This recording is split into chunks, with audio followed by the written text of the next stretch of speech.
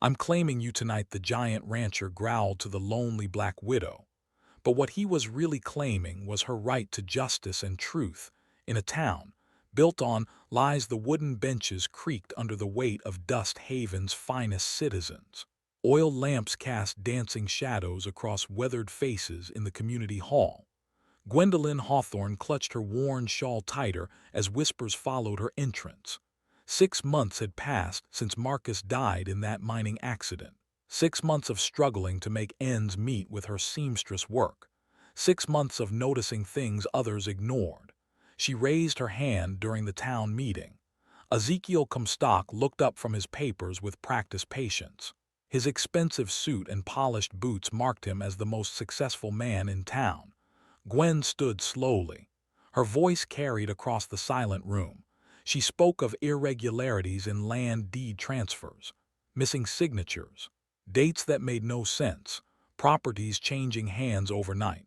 Comstock smiled like a father addressing a confused child. He adjusted his spectacles and cleared his throat. The townspeople leaned forward. Grief could make a person see shadows where none existed. Perhaps she should focus on finding a new husband instead of troubling herself with business matters beyond her understanding. Nervous chuckles rippled through the crowd. Gwen felt heat rise in her cheeks. She sat down hard on the bench. Her hands trembled, but her eyes remained sharp. She memorized every face that had laughed, every person who had looked away. Outside the hall, she noticed the giant rancher defending an elderly Mexican farmer from harassment. Silas Hartman stood nearly 7 feet tall. His massive hands gestured with surprising gentleness. The troublemakers scattered when he approached. Most folks feared Silas. They assumed his size meant a simple mind. Gwen had watched him at previous meetings. He listened more than he spoke. His questions showed careful thought. The weeks that followed brought new hardships. Her seamstress clients canceled orders without explanation. Mrs. Peterson claimed she no longer needed alterations. The banker's wife suddenly preferred store-bought dresses. The bank raised her rent with 1 day's notice. The clerk avoided her eyes when she protested. He stamped the papers without looking up. Whispers followed her through town. Accusations of spreading malicious gossip about upstanding citizens. People crossed the street to avoid her. Former friends turned their backs in the general store. Gwen understood the pattern forming around her. She had seen it happen to the Rodriguez family before they lost their farm, to the widow Thompson before she disappeared one night, to others who had asked too many questions. Her small property represented everything Marcus had left behind. The deed sat in her wooden box next to his wedding ring. Soon even that security would vanish. The railroad was coming to Dust Haven. Everyone knew it. Land values would skyrocket overnight. Someone was positioning themselves to profit from that knowledge. Gwen continued watching, continued remembering. Her mind cataloged every suspicious transaction and convenient coincidence. The town saw a lonely black widow losing her grip on reality. She saw a carefully orchestrated plan destroying families one by one. The harassment escalated within days. Comstock's associates cornered Gwen outside the general store. 3 men in clean shirts and polished boots surrounded her like wolves circling prey. The banker's son stepped forward first.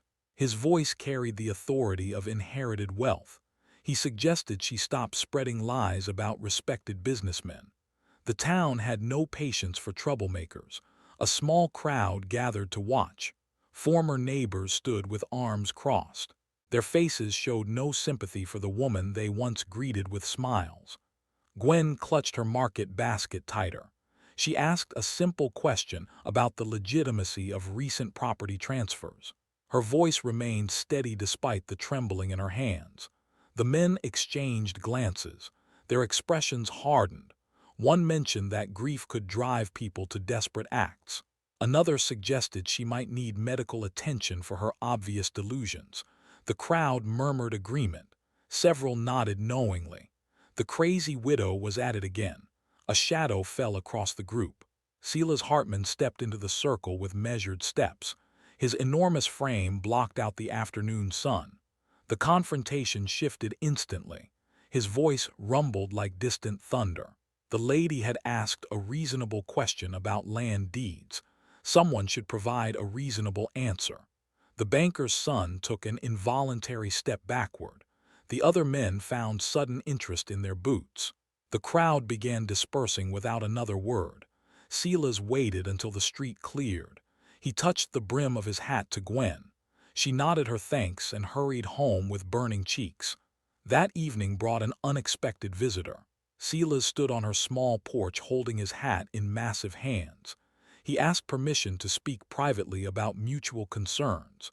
Gwen invited him inside her modest cabin. The furniture looked miniature around his enormous frame. He sat carefully on a wooden chair that creaked under his weight. She poured coffee from her dented pot. Her hands had stopped shaking. Something about his presence felt protective rather than threatening. Silas spoke quietly about his own suspicions. Smaller ranchers were losing land through mysterious legal complications. Properties vanished into shell companies with untraceable ownership. The pattern troubled him deeply. Gwen's eyes widened. She had documented similar irregularities affecting families in town. Her observations matched his concerns perfectly. He revealed an unexpected truth. His mother had been a schoolteacher before the war. She had taught him to read and write with exceptional skill. Most people assumed his size meant stupidity. The misconception served him well during business negotiations. Gwen shared her own secret. Marcus had worked as a frontier lawyer's assistant. He had taught her to analyze legal documents and recognize fraud patterns.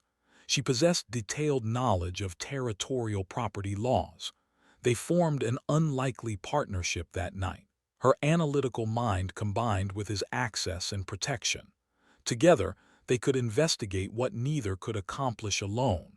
The campaign against Gwen intensified over the following weeks. Comstock spread whispers about her dangerous mental state. He expressed concern for community safety with practiced sincerity. A petition appeared requesting her removal from town for her own good. Signatures accumulated rapidly. Even families she had helped with sewing began avoiding her completely. Pressure mounted on Silas as well. Business associates questioned his judgment. Suppliers threatened to cancel contracts if he continued supporting the unstable widow. His reputation suffered by association. The investigation continued despite the hostility. Late evening meetings in Silas's ranch house revealed disturbing patterns. Gwen's perfect memory combined with his document collection painted a clear picture of systematic fraud. She could recall exact conversations from months earlier. Dates and names flowed from her mind with photographic precision. Marcus had always marveled at her ability to remember every detail of complex legal discussions. Silas provided access to records she could never obtain alone. His intimidating presence opened doors and loosened tongues. People spoke freely around him, assuming he lacked the intelligence to understand their implications. They discovered the corruption ran deeper than expected. The bank president signed suspicious foreclosure orders. The county clerk backdated crucial documents. Even the local judge approved questionable property transfers without proper review. The pieces formed a comprehensive conspiracy.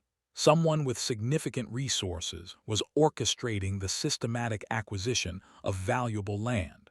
The railroad's arrival would make these properties worth fortunes. Gwen's husband had discovered part of this scheme before his death. His questions had made someone nervous. The mining accident looked increasingly suspicious under closer examination.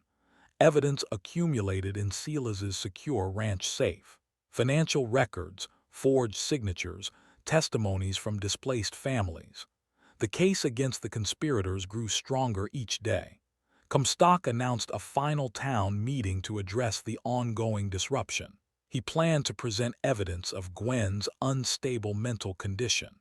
The community would vote on her immediate removal from Dust Haven for everyone's safety. The trap was closing around her. Years of careful planning threatened to crumble under manufactured public hysteria. Her last chance lay in the evidence they had gathered and the courage to present it. Silas faced his own decision. Supporting her could destroy his business and social standing. Abandoning her would preserve his comfortable life while condemning an innocent woman.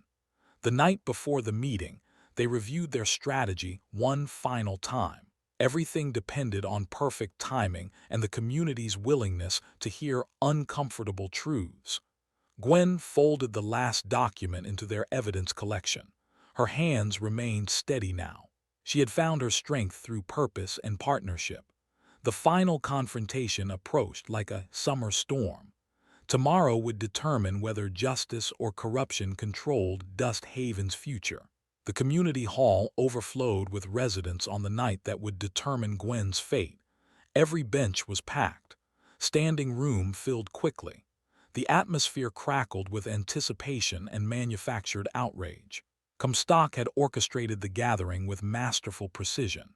He wore his finest suit and carried a leather portfolio that suggested official importance.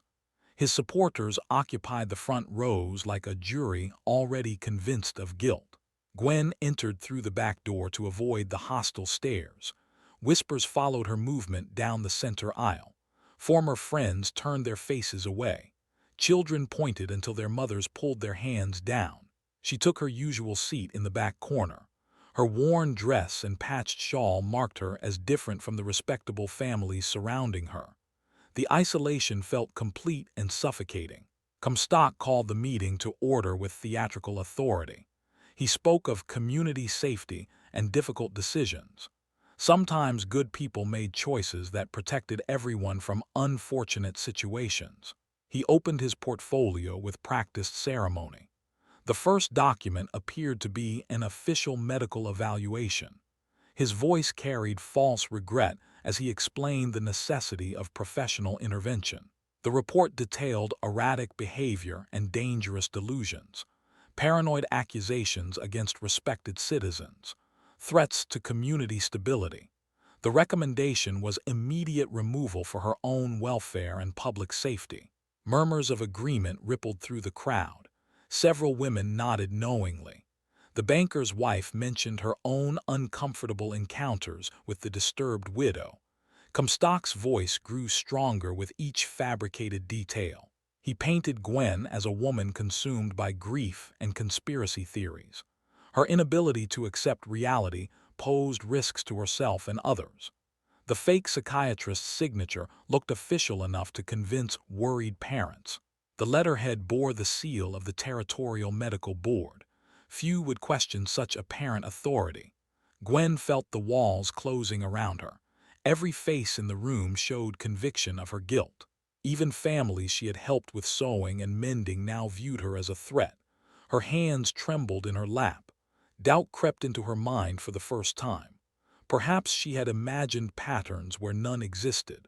Maybe grief had twisted her perceptions beyond recognition. The vote proceeded with grim efficiency. Hands rose throughout the hall supporting her immediate banishment.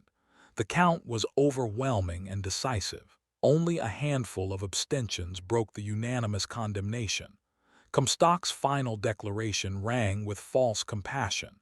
He was claiming her tonight as a danger to this community. The decision was final and would be enforced immediately. Gwen closed her eyes and prepared for exile. Everything Marcus had built would vanish. Her security, her home, her identity would disappear with the morning stage coach. A chair scraped loudly against the wooden floor. Heavy footsteps echoed through the sudden silence.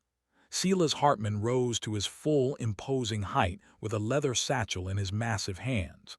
His voice cut through the tension like thunder rolling across the plains. Before they made any permanent decisions, folks might want to see what Mrs. Hawthorne and he had discovered together. The crowd shifted uncomfortably. Comstock's confident expression flickered with the first hint of concern. He suggested that emotional appeals would not change medical facts or community safety requirements. Silas ignored the interruption. He opened the satchel and removed a thick stack of documents. His mother had taught him that knowledge was more powerful than size or strength.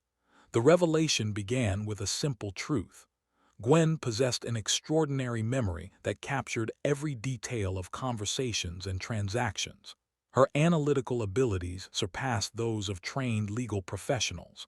A flashback unfolded through Silas's steady narration. Marcus Hawthorne had recognized his wife's exceptional gifts early in their marriage. He taught her to read complex legal documents and identify fraud patterns with scientific precision. Knowledge was the one thing they could never take from her. Those had been Marcus's final words of instruction. Remember everything. Trust your mind above all other voices. Gwen had followed that advice religiously. For 2 years she had documented every suspicious transaction in Dust Haven. Her perfect recall created an unbreakable chain of evidence. Silas revealed his own hidden talents. His intimidating presence opened doors that remained closed to others. People spoke freely around him, assuming his size indicated limited intelligence. His schoolteacher mother had drilled him in reading and writing until his skills exceeded those of most college graduates. The combination of literacy and physical presence made him a formidable investigator. Together they had built a comprehensive case against the real criminals destroying Dust Haven. The evidence would shock the community and expose years of systematic fraud. Comstock attempted to regain control of the meeting. He dismissed their claims as desperate fabrications from a disturbed woman and her misguided supporter. The medical evaluation remained valid regardless of emotional appeals. Silas pulled out the first document with deliberate ceremony. The room fell silent as he began reading financial records that revealed impossible coincidences and convenient timing. Property transfers occurred within days of tragic accidents. Foreclosure notices arrived immediately after mysterious business failures. The pattern was too precise to be accidental. Gwen stood slowly and walked to the front of the hall. Her voice carried new authority as she began reciting dates, names, and amounts from perfect memory. The community realized they were witnessing something extraordinary. This was not the rambling of a disturbed mind, but the methodical presentation of documented facts.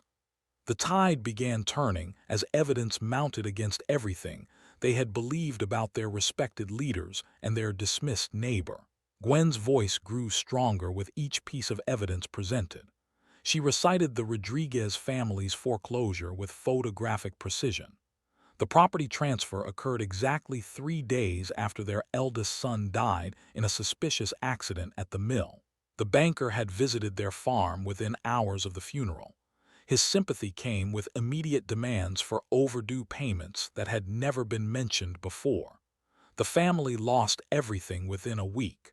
She moved to the Thompson case without consulting notes. The widow's property vanished through a backdated contract that violated territorial homestead laws. The document bore signatures from dates when key witnesses were traveling in other counties. Gasps echoed through the hall as families recognized similar patterns in their own losses.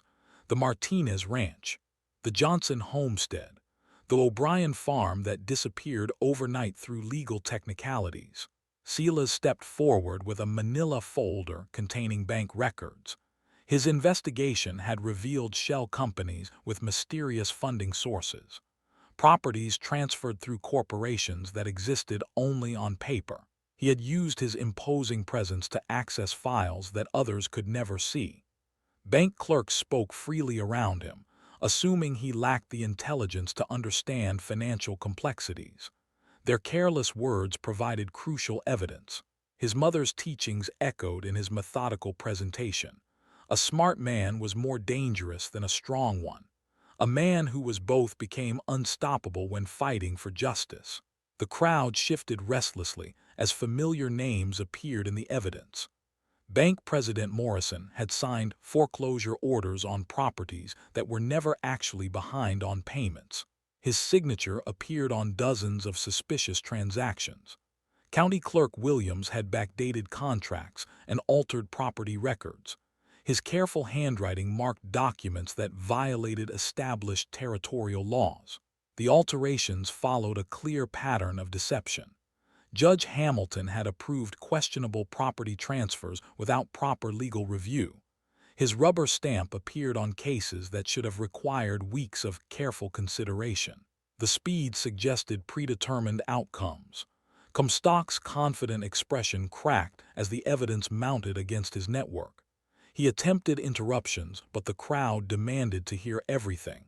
His practiced charm could not deflect documented proof of systematic fraud. Gwen revealed the most shocking discovery with surgical precision. The conspiracy involved not just local officials, but reached into powerful railroad interests planning massive land acquisitions. The railroad consortium had planted Comstock in Dust Haven years before construction began. His mission was to acquire valuable properties at fraction of their future worth. The scheme depended on maintaining his reputation while destroying potential opposition. Her husband Marcus had stumbled upon part of this plan during his work with legal documents. His questions about unusual property transfers had attracted dangerous attention. The mining accident was no accident at all. The revelation struck the community like lightning. Marcus Hawthorne had been murdered to protect a conspiracy worth millions of dollars. His widow's supposed paranoia was actually accurate perception of mortal danger. Evidence of the murder came through Marcus's own hidden notes. He had documented threats and suspicious meetings in the weeks before his death. The mining equipment had been sabotaged to create a believable accident. Silas presented testimony from the mine foreman who had been paid to remain silent. The man's conscience finally broke when he learned about the broader conspiracy. His detailed confession implicated Comstock directly in the murder plot. The community erupted as the full scope of the betrayal became clear. Respected leaders had systematically stolen from their neighbors while maintaining facades of respectability. Trust built over years crumbled in minutes. Mrs. Peterson stood with tears streaming down her face. She apologized to Gwen for canceling her sewing orders.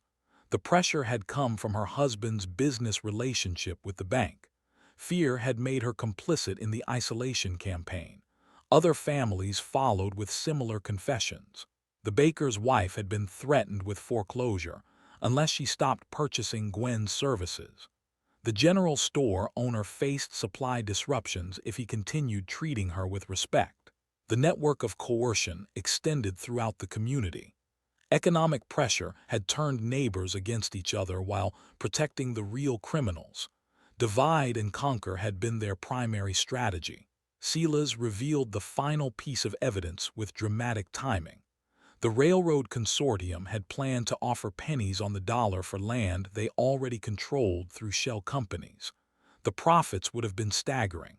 Corporate executives in distant cities had assumed that a remote frontier town would never organize effective resistance. They underestimated the power of one woman's perfect memory and relentless pursuit of truth. The documents showed correspondence between Comstock and his Eastern handlers, orders to accelerate property acquisitions, instructions to eliminate any threats to the operation, authorization for whatever methods proved necessary. Gwen's transformation before the community's eyes was remarkable. The dismissed widow had become a formidable prosecutor presenting an airtight case. Her intelligence and determination had exposed corruption that reached far beyond their small town. The crowd's hostility shifted completely toward Comstock and his collaborators. Former supporters distanced themselves from the conspiracy. The banker's son quietly slipped out the back door. Silas announced that territorial authorities were already en route to Dust Haven. His connections with other ranchers had alerted law enforcement to the broader scheme. Justice would finally be served. Comstock made one desperate attempt to salvage his position. He claimed the evidence was fabricated by a disturbed woman and her misguided protector. The community had trusted him for years and should continue doing so. His words fell on deaf ears. The evidence was too overwhelming and the pattern too clear. Years of careful manipulation could not survive the light of documented truth. The vote was called again with completely different results. Gwen received a standing ovation from people who had voted for her exile minutes earlier. The details of Marcus's murder emerged with devastating clarity. Gwen's voice remained steady as she revealed her husband's final investigation. He had discovered payments flowing from Eastern Railroad interests into local bank accounts. Marcus had documented secret meetings between Comstock and mysterious visitors from back east. His notes described plans to acquire the entire valley before railroad construction began. The profits would exceed anything the region had ever seen. The mining accident had been meticulously planned. Equipment sabotage created the appearance of industrial mishap. The foreman received enough money to relocate his family and buy silence. Marcus died because he asked the right questions. Gwen had suspected the truth from the beginning. Her husband's caution around certain people in his final weeks, his hidden notes tucked inside their family Bible, his whispered warnings about trusting appearances over actions. The community absorbed the revelation with growing horror. They had dismissed her grief-driven suspicions, while her husband's killer walked among them as a respected leader. The betrayal cut deeper than financial fraud. Silas presented the foreman's signed confession with grim satisfaction. The man had fled to California, but guilt eventually brought him back. His detailed testimony included dates, payments, and Comstock's specific instructions for the sabotage. The murder weapon had been a strategically weakened support beam in the mine shaft. Marcus died instantly when the ceiling collapsed during his routine inspection. The investigation was perfunctory because accidents were common in dangerous mining operations. Evidence showed Comstock personally supervising the cover-up. He had comforted Gwen at the funeral while knowing he had ordered her husband's death.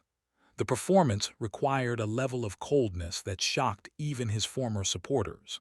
The railroad conspiracy reached far beyond Dust Haven into a network of similar schemes across the frontier. Corporate executives had identified dozens of communities along planned routes. Local agents like Comstock were systematically acquiring valuable properties through fraud and intimidation. Letters between Comstock and his handlers revealed the scope of the operation. Millions of acres were being stolen through legal manipulation and selective violence. Dust Haven represented just one small piece in a massive puzzle of corruption. The Eastern executives had chosen their local agents carefully. Comstock possessed the charm and intelligence necessary to gain community trust. His willingness to commit murder when threatened made him particularly valuable to the conspiracy. Gwen revealed the most disturbing aspect of the scheme with clinical precision. The railroad consortium never intended to honor their promises of prosperity and progress. Once they controlled the land, they would extract maximum profit while leaving communities impoverished. The planned route would bypass Dust Haven entirely after property acquisition was complete. The railroad would serve mining and timber interests controlled by the same Eastern corporations. Local residents would lose their land and receive no economic benefits. Silas had discovered similar patterns in neighboring counties through his rancher connections. Entire communities had been stripped of property and left destitute. The railroad brought wealth only to those who orchestrated the conspiracy from distant boardrooms. The investigation had revealed a sophisticated operation spanning multiple territories. Local banks, judges, and clerks were recruited or coerced into participation. Those who refused to cooperate faced economic ruin or worse. Comstock's role as coordinator made him indispensable until the land acquisitions were complete. His handlers had promised him ownership of vast tracts plus a percentage of future profits. His greed had overcome any remaining conscience. The fake psychiatric evaluation represented his final desperate attempt to eliminate the last threat to the operation. Eastern executives had authorized extreme measures to protect their investment. Gwen's exile or institutionalization would have completed their plan. Her perfect memory had preserved details that would have been lost or forgotten by others. Names, dates, and amounts that seemed insignificant individually became devastating evidence when assembled systematically. Her analytical abilities had reconstructed the entire conspiracy.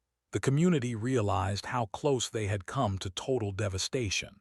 Without Gwen's persistence and Silas's protection, the scheme would have succeeded completely. Their neighbors would have lost everything while enriching distant criminals. Territorial marshals arrived in Dust Haven, as Silas had promised. His connections with other ranchers had alerted authorities to the broader conspiracy. The evidence presented at the town meeting provided everything needed for prosecution. Comstock's arrest proceeded without resistance. His arrogance crumbled when faced with overwhelming proof of his crimes. The man who had commanded respect and fear became a broken figure shuffling toward justice. His final plea to the community fell on deaf ears. He claimed they didn't understand the complexities of business and progress. The railroad would bring prosperity that justified any temporary hardships. His words sounded hollow after the revelations. Bank President Morrison and County Clerk Williams faced similar arrests. Their participation in the conspiracy was fully documented through the evidence Gwen and Silas had assembled. Judge Hamilton would face territorial court proceedings for corruption. The shell companies were dissolved, and fraudulent property transfers were reversed. Families who had lost their land through legal manipulation would recover their rightful ownership. The victims would receive justice after years of suffering. Eastern Railroad executives found themselves under federal investigation for conspiracy and fraud. Their carefully constructed network of local agents collapsed as evidence spread to other territories. The scope of their crimes ensured serious consequences. Gwen's vindication was complete but bittersweet. Her husband's murder had been avenged and the conspiracy exposed. However, Marcus would never return to share in her triumph over the forces that had destroyed their happiness. The community's transformation from hostility to respect marked a fundamental shift in how they viewed justice and truth.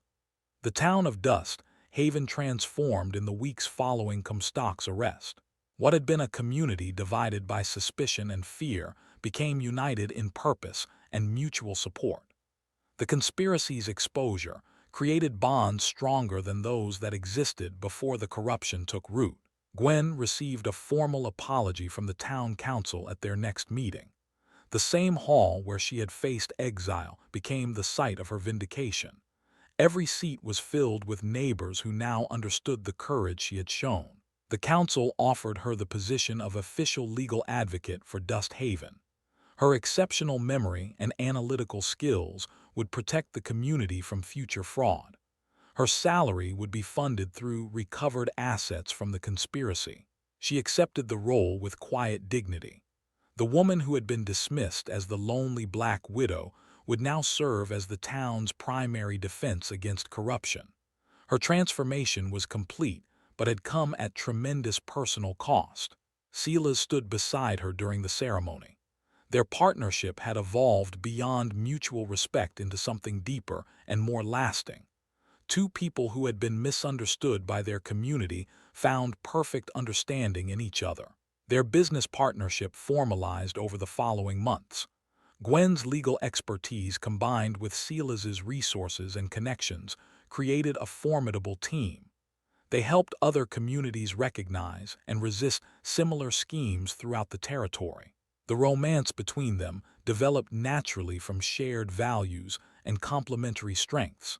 She provided the intellectual foundation for their work, while he offered protection and practical support.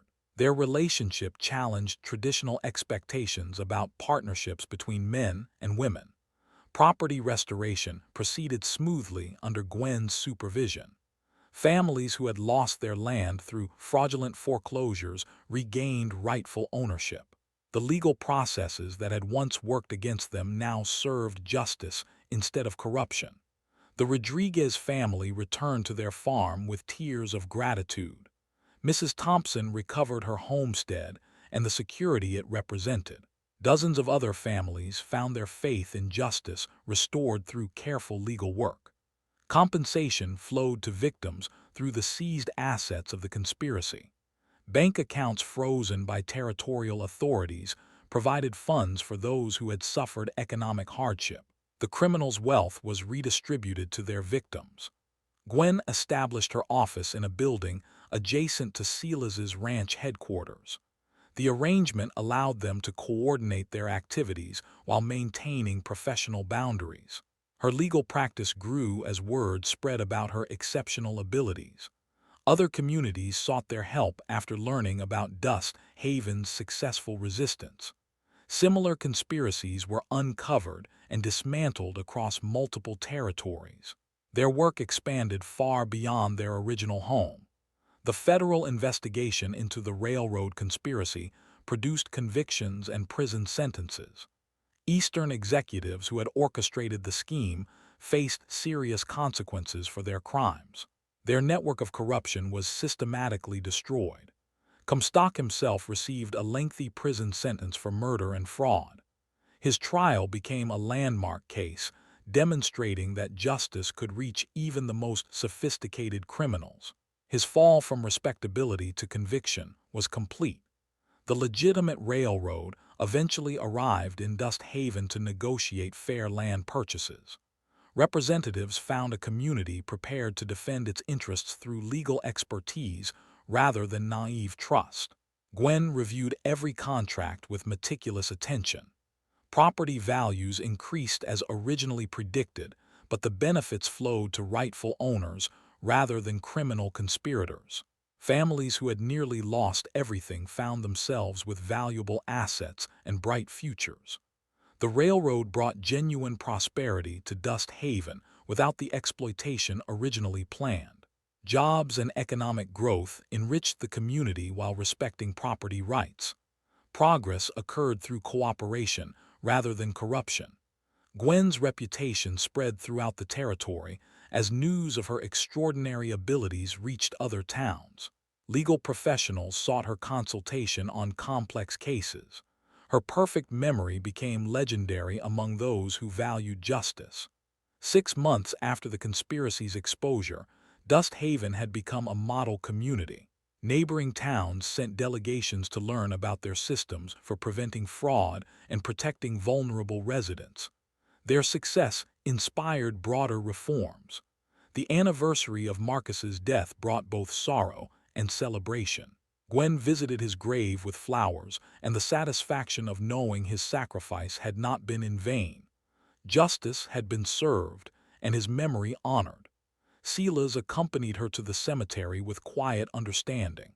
He had never tried to replace Marcus in her heart, but had created his own space through patience and respect. Their love was built on shared purpose rather than desperate need.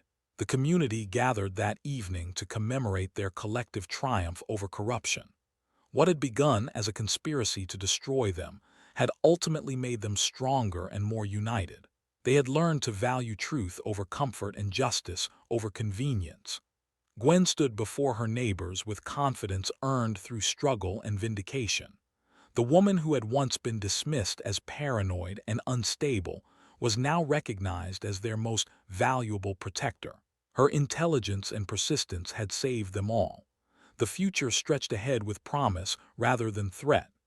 Dust Haven would continue growing and prospering under the protection of laws fairly applied.